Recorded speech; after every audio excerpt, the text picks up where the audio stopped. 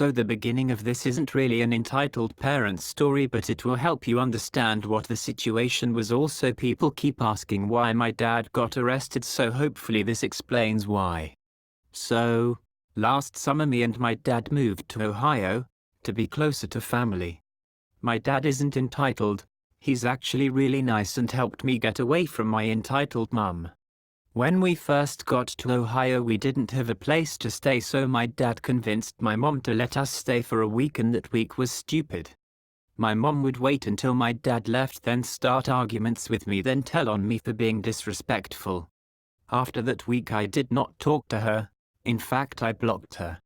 Fast forward about a month or two through August and I started school. Very end of August my dad got arrested because he had tickets in Texas he never paid. There were tons of them. I met a friend and she told her parents about what happened and they recommend staying with them until he gets out. So I was fine. I was going to school, waiting for my dad to get out. Randomly I start getting calls from a private number. I was confused, so I just never answered it. At this point it was the 10th to the 16th of September and I was called down to the principal's office. The principal wasn't there, but the school sheriff was. He talked to me about my mom, and this was the first I've heard about her in this situation. Sheriff asked me, so when was the last time you have talked to your mum? Summer. Why? Summer. Me. Yeah, why? She actually called my office and said that you ran away. Me ran away? My address is definitely not the same as hers. Yeah, I thought so. Have you been staying with her? He already knows about the whole dad getting arrested thing. Me. No. She's not someone I want to be around. She's a danger to me. I see. Me. Look, if she calls back then tell her to back off, because all she wants is to force me to move in with her. Probably to get a social security check. I'm perfectly fine where I am, and at this age I'm mature enough to choose where I want to live. I understand. Over the next week I heard that she called back to the sheriff and he told her what I said. He flipped on him, saying I am his mother and I will have you sued. When he told me this I just told him to ignore her calls.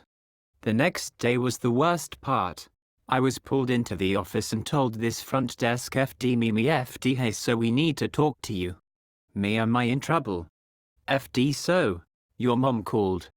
Me, oh god, this isn't gonna be good, is it? FD, yeah. She told us that she has full custody of you and that you live at her address.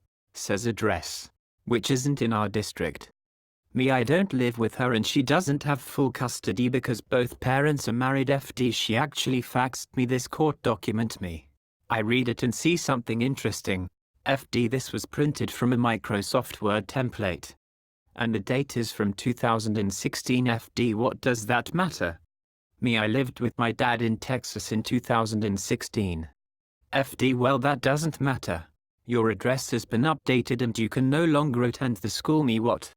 FD, consider this your last day. You're free to return to class. You don't have to read this part, but it explains why I said what I'm about to say. When I was in 4th grade I said I was gonna kill myself and I didn't mean it. They made a big deal about it and asked how I was planning to do it and I said something random I don't remember. They brought me to a psych hospital for dangerous kids. Me, I am gonna go jump off the bridge. FD, what? Do you wanna talk to the therapist? I ran out knowing they would call 911 and I ran past a bridge to my apartment from when I was first born. They tracked my phone and found me. I was forced to go to the hospital. My plan worked perfectly. I didn't have to be with my mom and I felt safe. Eventually they realized I was doing this because I didn't want to go home, so they forced me to go home to my mom and they opened a 241 kids case. My mom said, you're home. Me, never ever talked to me. Oh, you'll get over it. You're lucky I cancelled the charges. Me, you should be arrested for making a false report.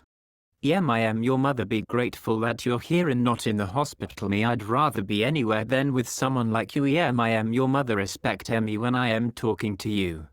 You're nobody. I control you. Me, oh, what are you gonna do? Hit me?